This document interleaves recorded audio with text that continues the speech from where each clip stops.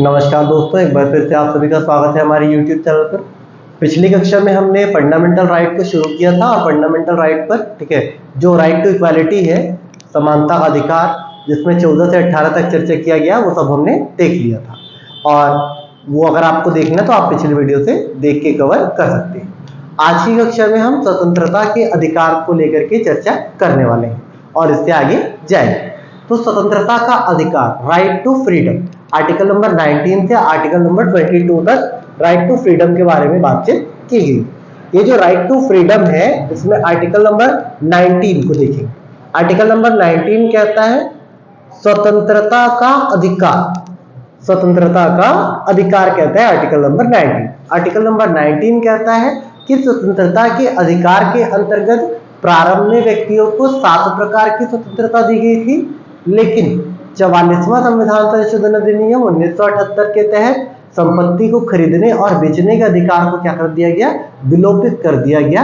अब इस प्रकार स्वतंत्रता के अधिकार के अंतर्गत कुल 6 प्रकार के अधिकार नागरिकों को उपलब्ध है, जिसमें पहला अधिकार है वाक स्वतंत्रता का अधिकार।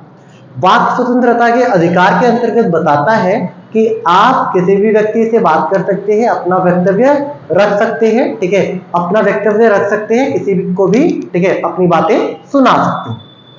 आपके खिलाफ ठीक है क्या फोन टैपिंग नहीं की जाएगी, ठीक है, आप प्रेस में न्यूज डाल सकते हैं, व्हाट्सएप से न्यूज भेज सकते हैं, ठीक है, आपके खिलाफ कोई कार्यवाही नहीं की जाएगी। यह है आपका वाक स्वतंत्रता। लेकिन वाक स्वतंत्रता को प्रतिबंधित किया जा सकता है कुछ आधारों पर। ये आधार है पहला, यदि आप कोई खुफिया जानकारी शत्रु देश को पहुंचा रहे हैं।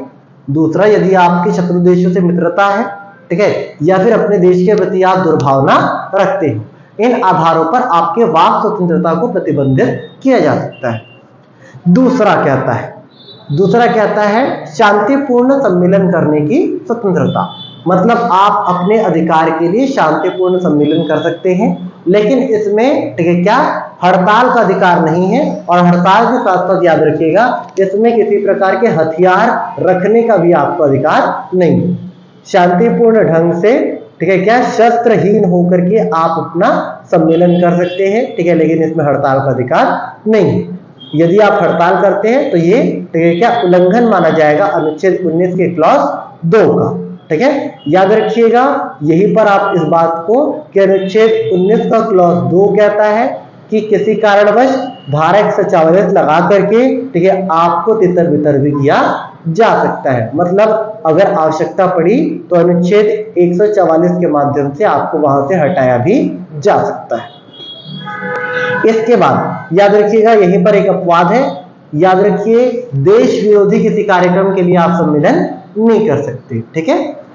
अब अगला आएगा आपके पास, अगला कहता है समिति बनाने का अधिकार। तो कोई भी व्यक्ति समिति बना सकता है, कुछ लोगों द्वारा मिलकर के समिति बनाया जा सकता है, लेकिन देश विरोधी समिति आपको नहीं बनाना है। देश विरोधी समिति बनाने का अधिकार आपको नहीं दिया जाता। इसके बाद आता है चौथा सेक्शन, ये कहता है अबाध निवास का अधिकार। देश के किसी स्थान पर आप अबाध रूप से निवास कर सकते हैं, अपना घर बना सकते हैं, लेकिन इसमें कुछ लोगों के अबाध निवास पर प्रतिबंध लगाया है, जैसे कि क्या जो वेश्यावृत्ति करने वाले या फिर जो गुंडे बदमाश या आदतन अपराधी है, उनके अबाध निवास पर प्रतिबंध लगाया गया है। इसके बाद आपके पास आएगा अबाध संचरण का अधिकार। अबाध संचरण के अधिकार के अंतर्गत ठीक है आप किसी भी स्थान पर क्या कर सकते हैं? घूम सकते हैं, देश में भी और विदेश। लेकिन याद रखिएगा अनुच्छेद 19 का क्लॉज 5 आपको केवल देश में घूमने के लिए रक्षा करेगा, देश के किसी स्थान पर घूमते हुए आपकी रक्षा करेगा। लेकिन यहीं पर 19 क्लॉज 5 में अगर 21 को मिला दिया जाए तो विदेशों में घूमने पर भी आपकी रक्षा यहां पर की जाए, ठीक है। इसके बाद अगला आता है आपके पास व्यापार और वाणिज्य की स्वतंत्रता। तो देश के किसी भी स्थान पर आप व्यापार और वाणिज्य का संचालन कर सकते हैं, खरीदी बिक्री कर सकते हैं, लेकिन कुछ जो चीजें हैं जैसे कि मानव दुर्व्यापार आप नहीं कर सकते, बच्चों की खरीद बिक्री आप नहीं कर सकते, खतरनाक रसायन की खरीद बिक्री नहीं कर सकते, ठीक है। इसके अतिरिक्त आप दवाइयों का खरीद बिक्री नहीं कर सकते, इसके अलावा आप विस्फोटक सामग्री का खरीद बिक्री नहीं कर सकते। इसकी खरीदी बिक्री के लिए आपके पास लाइसेंस का होना क्या है? अनिवार्य है। ठीक है। मानव का तो खरीद बिक्री आप किसी भी स्थिति में नहीं कर सकते, लेकिन अन्य जो 3 चीजें मैंने बताई है उनकी अगर खरीद बिक्री करनी है तो आपके पास लाइसेंस का होना, योग्यता का होना अति क्या होगा, आवश्यक होगा। ये जो कहता है अनुच्छेद 19। इसके बाद आता है अनुच्छेद 20। अनुच्छेद 20 कहता है अपराधों के संबंध में दोष सिद्धि से संरक्षण, ठीक है।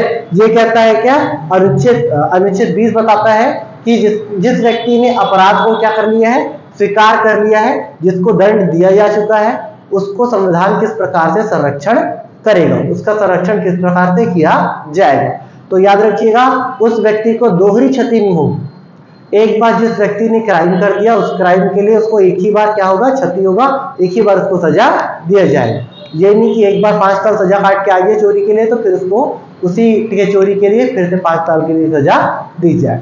दूसरा कहता है स्व अभिशंसन नहीं, मतलब अपने क्राइम के लिए स्वयं गवाही वो नहीं दे सकता, ठीक है। टीवी में आपने इस चीज को देखा होगा, पुलिस जबरदस्ती मार मार के क्या करता है, उगलवाता है उसको कि मैं किया हूं बोल, और वो जहां जाकर के कोर्ट में जज साहब के सामने क्या देता है, क्या कह देता है कि साहब इसने तो मुझे मारा है और जबरदस्ती इसने करवाया, मैं तो ऐसा किया ही नहीं, तो उसको जज क्या कर देता है, खारिज कर देता है।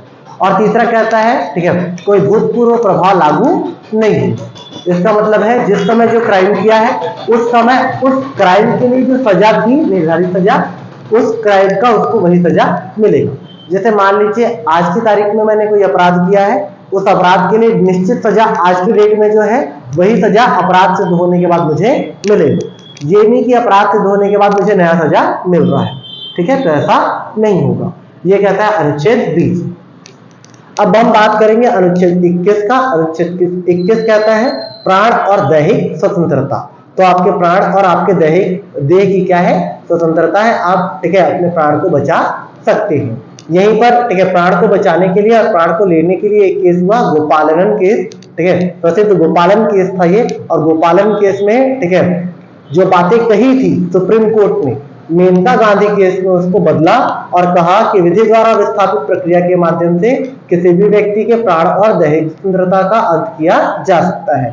किसी व्यक्ति ने अगर जघन्य अपराध किया है तो उसके प्राण को लिया जा सकता है विधि द्वारा विस्थापित प्रक्रिया के माध्यम से, मतलब कानून के द्वारा ही किसी व्यक्ति के, ठीक है, क्या प्राण को लिया जा सकता है, ऐसे किसी व्यक्ति के प्राण को नहीं लिया जा सकता। ये बताया है, ठीक है, सर्वोच्च न्यायालय ने मेनका गांधी केस, ठीक है।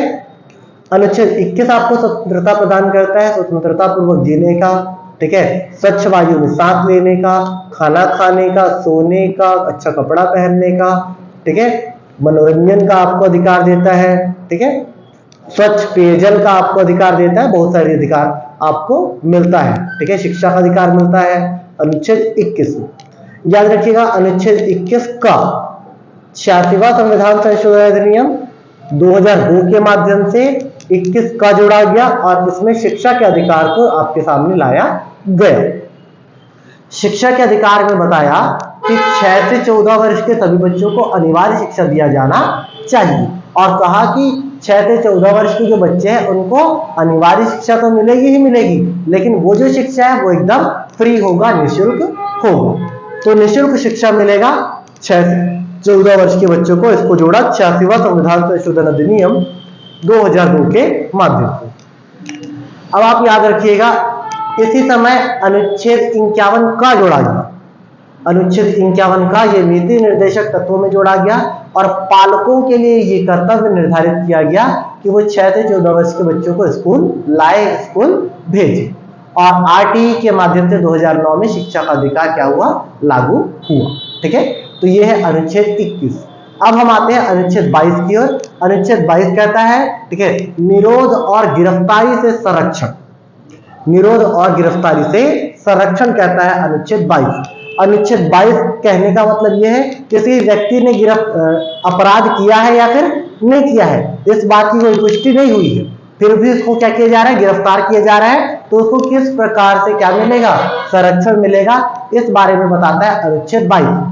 जबकि अनुच्छेद 20 किसी व्यक्ति ने जब अपना दोष कबूल कर लिया है, कोर्ट ने उसको सजा दे दिया है, उसको दोषी मान लिया है, उसके बारे में बताता है अनुच्छेद 20। लेकिन 22 के बारे में आप समझिए। अनुच्छेद 22 बताता है कि कोई व्यक्ति सजा की, ठीक है, कोई व्यक्ति दोष किया है अथवा दोष नहीं किया है, इस संबंध में बातचीत करता है अनुच्छेद 22। तो अनुच्छेद 22 के दो विषय हैं, एक तो साधारण कानून और एक क्या, निवारक निरोध कानून। तो साधारण कानून ये भारतीय व्यक्तियों के लिए है, ठीक है, विदेशियों को साधारण कानून के तहत सुरक्षा नहीं मिलेगा। तो किसी भारतीय व्यक्ति को साधारण कानून के तहत गिरफ्तार किया जाता है तो उसको कुछ सुविधाएं मिलेंगी, जैसे कि क्या, उसको बताया जाएगा गिरफ्तारी का कारण।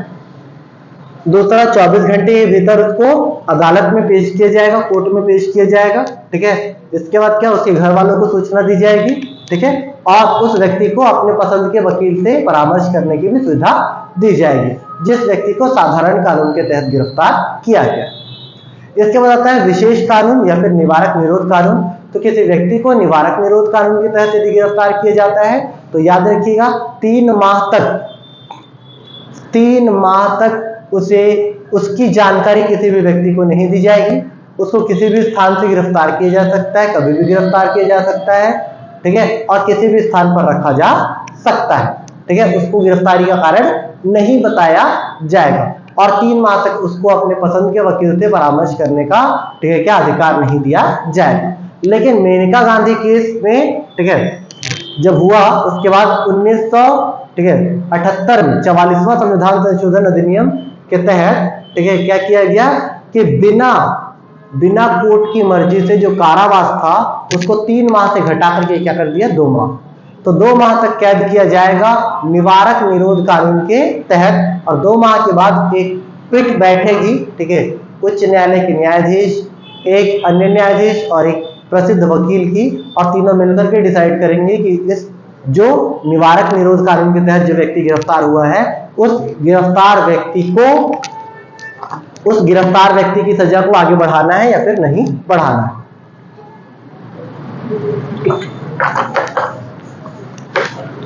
आप लोग याद रखिएगा निवारक निरोध कानून के तहत टाडा, मीसा, पोटा, कॉफीपोसा आते हैं, जिसकी चर्चा हम आगे चल करके करें, ठीक है। और टाडा के बारे में आप याद रखेंगे, टाडा लगा हुआ था, ठीक है, कुछ लोगों के ऊपर, ठीक है। एनएसए आएगा, एनएसए भी लगा हुआ था, नेशनल सिक्योरिटी एक्ट, ठीक है। तो इन चीजों को याद रखेंगे, टाडा, मीसा, पोटा, कॉफीपोसा, ये निवारक निरोध कानून। कैसे कानून है, निवारक निरोध कानून। और निवारक निरोध कानून के बारे में सबसे इंपॉर्टेंट बात, 44वां संविधान संशोधन अधिनियम 1978 के माध्यम से ये कहा गया कि 2 माह से अतिरिक्त किसी व्यक्ति की सजा पिट के अनुपस्थिति पर नहीं बढ़ाया जाएगा, ठीक है।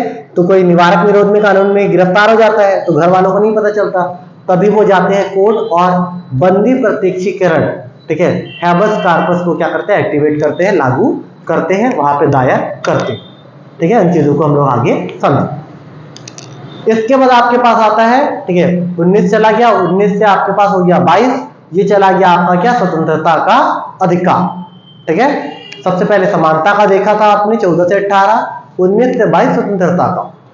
इसके बाद शोषण के विरुद्ध अधिकार आएगा अनुच्छेद 23 और अनुच्छेद 24 में। तो शोषण के विरुद्ध अधिकार में अनुच्छेद 23 कहता है, ठीक है, बलात् श्रम, क्या कहता है, बलात् श्रम और मानव दुर्व्यापार का निषेध कहता है अनुच्छेद 23।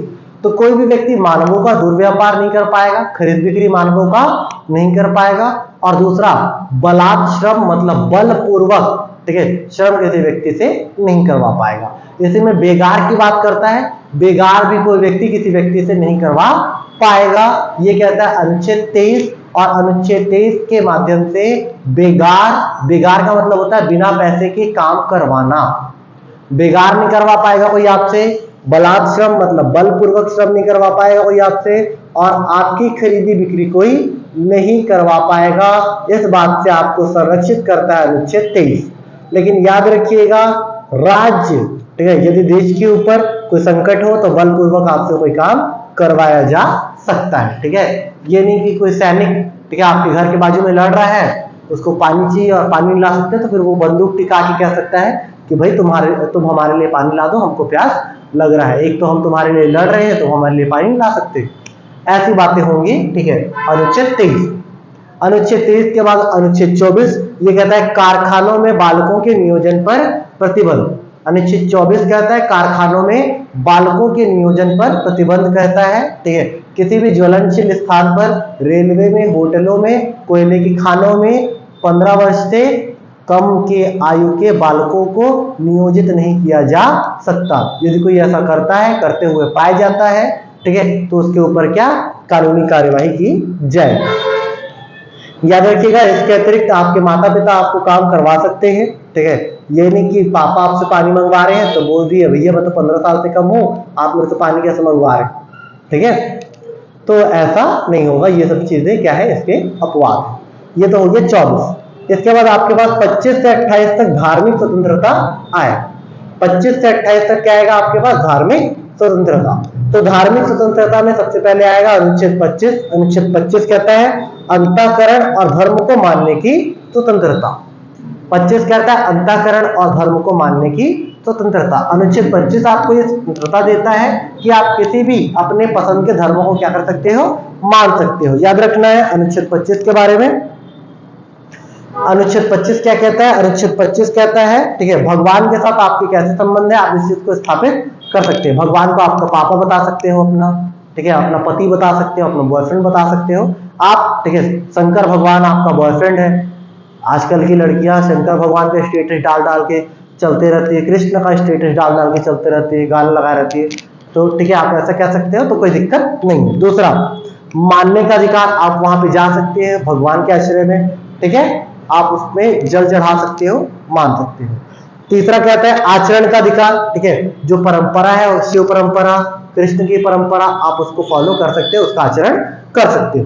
प्रचार प्रसार भी कर सकते हो, ठीक है, माइक लगा के शंकर भगवान बहुत अच्छे हैं, शंकर भगवान बहुत अच्छे हैं, शंकर भगवान को आपको मानना चाहिए, शंकर भगवान को मानने से आपको अच्छा वर मिलेगा शंकर भगवान जैसा, तो आप इसका प्रचार प्रसार भी कह सकते हैं। धर्म को मानने, अंतःकरण करने और उसका प्रचार प्रसार करने का स्वतंत्रता देता है अनुच्छेद 25 आपको, ठीक है, याद रखिएगा। इसी के तहत आपको क्या ये कहता है अनुच्छेद 25 कि सिखों को ये 5 ककार धारण करने का क्या देता है, अधिकार देता है। कच्छा, केश, कड़ा, कच्छा, केश, कड़ा, कृपाण, कच्छा, केश, कड़ा, कच्छा, केश, कड़ा, कृपाण, ठीक है। 4 हुआ कंघी, कच्छा, केश, कड़ा, कंघी और कृपाण, 5 प्रकार की ककारों को धारण करने का अधिकार देता है सिखों को अनुच्छेद 25। तो इस चीज को याद रखिएगा। अनुच्छेद 25 के बाद आएगा अनुच्छेद 26। अनुच्छेद 26 कहता है धार्मिक कार्यों के प्रबंध की स्वतंत्रता। आप किसी प्रकार के धार्मिक कार्यों का प्रबंध कर सकते हैं, ठीक है, सम्मेलन बुला सकते हैं धार्मिक कार्य के लिए, ठीक है, और धार्मिक कार्य का प्रबंध कर सकते हैं, धार्मिक कार्य के लिए खाना खिला सकते हैं, ठीक है, लोगों को मिला करके भगवान के बारे में बता सकते हैं, ये है धार्मिक कार्य। आप धार्मिक अनुष्ठानों का, यज्ञों का, ठीक है, क्या कर सकते हैं, प्रबंध कर सकते हैं, ये कहता है अनुच्छेद 26। इसके बाद कहता है अनुच्छेद 27 धर्म के अभिवृद्धि के लिए करों के संदाय से स्वतंत्रता। आप किसी भी धर्म के अभिवृद्धि के लिए क्या दे सकते हैं, कर दे सकते हैं, ठीक है। और यहीं पर एक इंपॉर्टेंट बात है, कर और शुल्क दोनों का अंतर है, दोनों में अंतर है, ठीक है। कर और शुल्क मतलब किसी भी धर्म के उत्थान के लिए आपके ऊपर कोई भी व्यक्ति कर देने के लिए दबाव नहीं डाल सकता। जैसे कि चंदा लेने के लिए आते हैं, चंदा लेने के लिए आते हैं तो क्या होता है, आप लोग कहते हैं कि 10 रुपया भाई 10 रुपया ले ले, और 10 रुपया वो लोग लेते नहीं है, कहते हैं सही है 100 रुपया दो, है ना, और 100 रुपया दोगे नहीं तो हम जाएंगे नहीं या फिर हम लेंगे नहीं। तो ऐसा नहीं है, संविधान ने कहा है कि आप स्वेच्छा से दे सकते हो, ठीक है, आपको जितना देना है, कोई लेना है तो ले, नहीं लेना है तो मत ले, कोई दिक्कत नहीं है। लेकिन शुल्क लगाया जा सकता है, कहता है यहीं पर, ठीक है, किसी कार्य के लिए, किसी धार्मिक कार्य के लिए शुल्क लगाया जा सकता है। यदि आप तीर्थ यात्रा पर जा रहे हैं तो आप निश्चित एक अमाउंट का टिकट आपको क्या करना पड़ेगा, कटवाना पड़ेगा, ताकि आपको उसी पैसे से कुछ सुविधाएं प्रदान की जा सके। याद रखिएगा। इसके बाद करों के बारे में एक और बात कहता है, यदि आप टैक्सेशन के पेयर में आते हैं, आप क्राइटेरिया में आते हैं टैक्स के, तो टैक्स का जो पैसा होता है अगर उसको आपने मंदिर में, ट्रस्ट में दान कर दिया है तो वो उस पैसे के लिए आपको टैक्स नहीं देना पड़ेगा। जैसे कि आपकी आय मान लो 50,000 रुपए है, 50,000 रुपए है आपकी आय, और कहता है 45,000 से ऊपर के आय पर आपको क्या लगेगा, टैक्स। तो याद रखिएगा आपका एक्स्ट्रा है, कितना बच रहा है 5000, तो 5000 आप डोनेट कर दीजिए मंदिर में, आप उसका स्लिप ले लीजिए, आरटीआई फाइल कर दीजिए, आपके ऊपर किसी प्रकार का टैक्स नहीं लगाया जाएगा। ठीक है, समझ में आ रहा है, आपके ऊपर कर नहीं लगेगा, ये छूट मिलेगा आपको। ठीक है, इसका फायदा होगा। इसके बाद धार्मिक शिक्षा में उपस्थित होने की क्या है, स्वतंत्रता है। तो किसी भी धर्म की शिक्षा में आप उपस्थित हो सकते हैं, किसी भी धर्म की शिक्षा आप ले सकते हो, आप मदरसा जा सकते हो, ठीक है, आप क्रिश्चियन स्कूल जा सकते हो, किसी भी धर्म की आप शिक्षा ले सकते हो यदि आप चाहो। लेकिन शिक्षा देने के संबंध में बातचीत करता है कि ऐसी संस्था जो राज्य सरकार के पैसों से संचालित है, जो राज्य सरकार के अर्धशासित संस्थाओं में है, ठीक है, उन संस्थाओं में किसी प्रकार की धार्मिक शिक्षा नहीं दी जाए।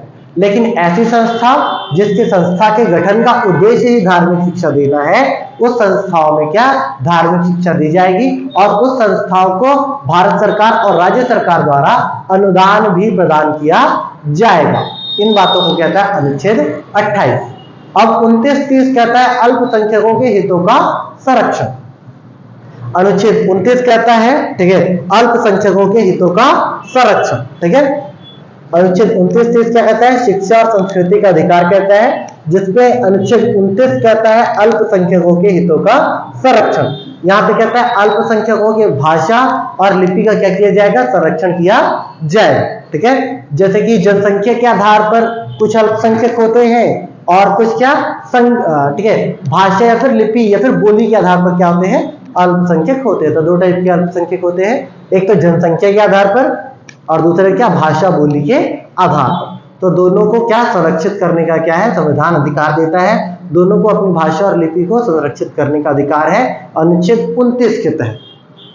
ठीक है, अनुच्छेद 29 के बाद आएगा अनुच्छेद 30। अनुच्छेद 30 कहता है अल्पसंख्यकों को शिक्षण संस्थाओं की स्थापना करने का और उसका प्रशासन करने का क्या है, अधिकार है।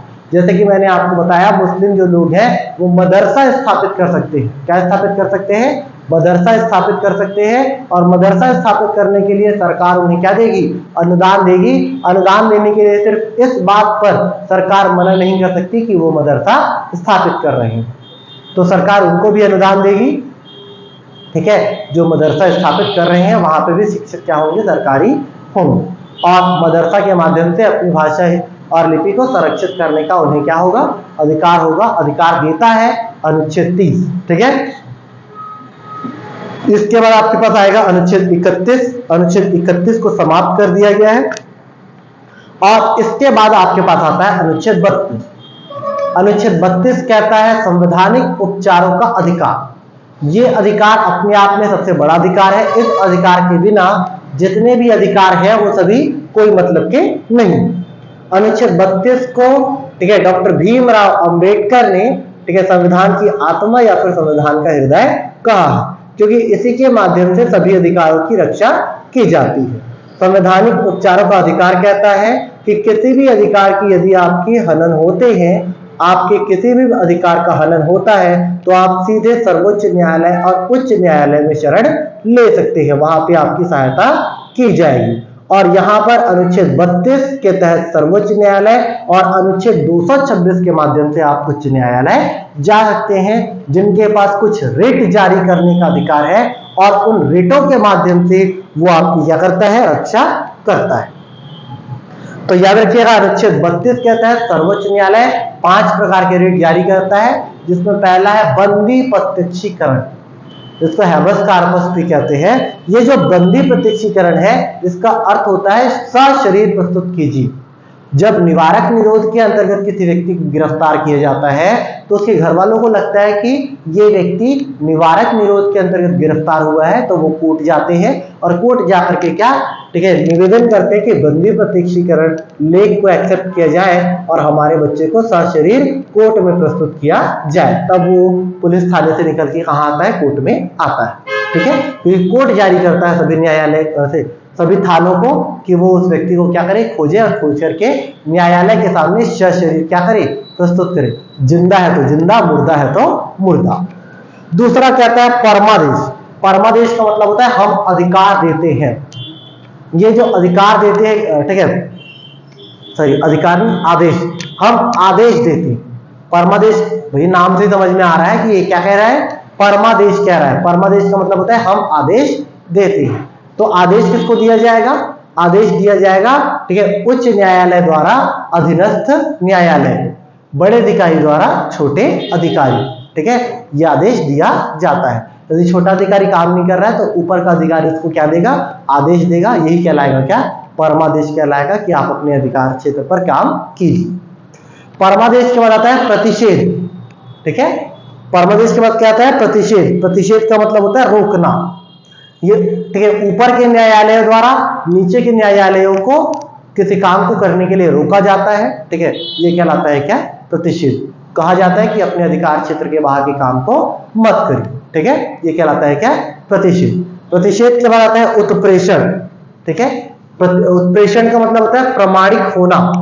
उत्प्रेषण का मतलब क्या होता है, प्रमाणिक होना, कि ये प्रमाणिक हो गया है कि ये आपके अधिकार के बाहर का काम है, तो आप इस काम को क्या करिए, मेरे पास भेज दीजिए, ठीक है।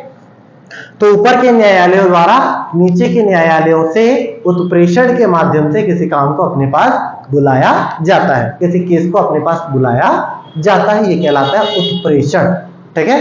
इसके बाद आता है अधिकार पिच्छा। अधिकार पिच्छा का मतलब होता है किस अधिकार से, यह सार्वजनिक अधिकारियों के विरुद्ध जारी किया जाता है। यदि कोई व्यक्ति बिना योग्यता के किसी सरकारी या फिर वैधानिक पद पर बैठ जाता है या फिर उसको धारण कर लेता है तो उसके खिलाफ ये जारी किया जाता है कि आप किस आधार से उस पद पर हैं, उस पद के कार्यों का निर्वहन कर रहे हैं, ठीक है। तो ये होता है अनुच्छेद 32। और अनुच्छेद 32 के तहत, ठीक है, क्या है, 5 प्रकार के अधिकार, 5 प्रकार के रिट जारी करने का अधिकार मिलता है सर्वोच्च न्यायालय और उच्च न्यायालय को। सर्वोच्च न्यायालय जब रिट जारी करता है तो अनुच्छेद 32, और जब ये उच्च न्यायालय रिट जारी करता है, ठीक है, क्या, तो अनुच्छेद 226 के माध्यम से ये करता है। याद रखिएगा, रिट जारी करने के संबंध में जो उच्च न्यायालय की शक्ति है वो सर्वोच्च न्यायालय की शक्ति से अधिक है, क्योंकि वो, ठीक है, मनुष्यों के अतिरिक्त अन्य मामलों में भी क्या कर सकता है, रिट जारी कर सकता है। इसके बाद 33, 34 और 35 आपके यूज का नहीं है, इसलिए उसको हम लोग, ठीक है, डिटेल में डील नहीं कर रहे हैं, ठीक है। इसके बाद आएगा आर्टिकल नंबर 36, जो क्या भाग 4 में आएगा, और भाग 4 नीति निर्देशक तत्व है, जिसकी चर्चा हम अगले वीडियो में करेंगे। Thank you.